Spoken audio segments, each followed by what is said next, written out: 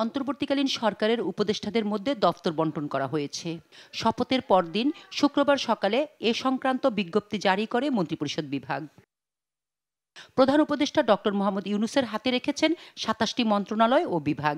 এগুলো হলো মন্ত্রিপরিষদ বিভাগ, প্রতিরক্ষা মন্ত্রণালয়, সশস্ত্র বাহিনী বিভাগ, শিক্ষা মন্ত্রণালয়, সড়ক পরিবহন ও সেতু মন্ত্রণালয়, খাদ্য মন্ত্রণালয়, গৃহায়ন ও গণপূর্ত মন্ত্রণালয়, ভূমি মন্ত্রণালয়, পাট ও বস্ত্র মন্ত্রণালয়, কৃষি মন্ত্রণালয়, বিজ্ঞান ও প্রযুক্তি মন্ত্রণালয়, রেলপথ মন্ত্রণালয়, জনপ্রশাসন মন্ত্রণালয়, বিদ্যুৎ, জ্বালানি ও খনিজ সম্পদ মন্ত্রণালয়, নৌ পরিবহন মন্ত্রণালয়, পানি সম্পদ মন্ত্রণালয়, মহিলা ও শিশু বিষয়ক মন্ত্রণালয়, দুর্যোগ ব্যবস্থাপনা ও ত্রাণ মন্ত্রণালয়, তথ্য ও সম্প্রচার মন্ত্রণালয়, প্রবাস কল্যাণ ও বৈদেশিক কর্মসংস্থান মন্ত্রণালয়, বাণিজ্য মন্ত্রণালয়, শ্রম ও কর্মসংস্থান মন্ত্রণালয়, সংস্কৃতি বিষয়ক মন্ত্রণালয়, বেসামরিক বিমান পরিবহন ও পর্যটন মন্ত্রণালয়, মুক্তিযুদ্ধ বিষয়ক মন্ত্রণালয়, পার্বত্য চট্টগ্রাম বিষয়ক মন্ত্রণালয়, প্রাথমিক ও গণশিক্ষা মন্ত্রণালয়।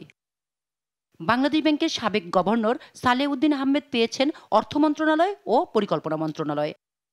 ডক্টর আসিফ নজরুল পেয়েছেন আইন, বিচার ও সংসদ বিষয়ক মন্ত্রণালয়ের দায়িত্ব। এছাড়া আদিলুর রহমান খান শিল্প মন্ত্রণালয় ও AFM হাসান আরিফ স্থানীয় সরকার, পল্লী উন্নয়ন ও সমবায় মন্ত্রণালয়ের দায়িত্ব পেয়েছেন। সাবেক পররাষ্ট্র সচিব তৌহিদ হোসেনকে পররাষ্ট্র মন্ত্রণালয়, সৈয়দ রেজওয়ানা হোসেনকে পরিবেশ, বন ও জলবায়ু পরিবর্তন মন্ত্রণালয়ের দায়িত্ব দেওয়া হয়েছে। শারমিন এস মুর্শিদ সমাজ কল্যাণ মন্ত্রণালয় ও ব্রিগেডিয়ার জেনারেল অবসরপ্রাপ্ত M সাকওয়াত হোসেন স্বরাষ্ট্র মন্ত্রণালয়ের দায়িত্বে থাকবেন। ডক্টর আ.ফ.ম. খালিদ হোসেন ধর্ম বিষয়ক মন্ত্রণালয়ের দায়িত্বে থাকবেন। ফরিদা আক্তার মৎস্য ও প্রাণী সম্পদ মন্ত্রণালয়ের দায়িত্ব পালন করবেন আর নূরজাহান বেগম পেলেন স্বাস্থ্য ও পরিবার কল্যাণ মন্ত্রণালয়। আন্দোলনের দুই নায়ক নাহিদ ইসলাম ডাক, টেলিযোগাযোগ ও তথ্য প্রযুক্তি মন্ত্রণালয় ও আসিফ মাহমুদ সজীব ভুইয়া পেয়েছেন যুব ও ক্রীড়া মন্ত্রণালয়।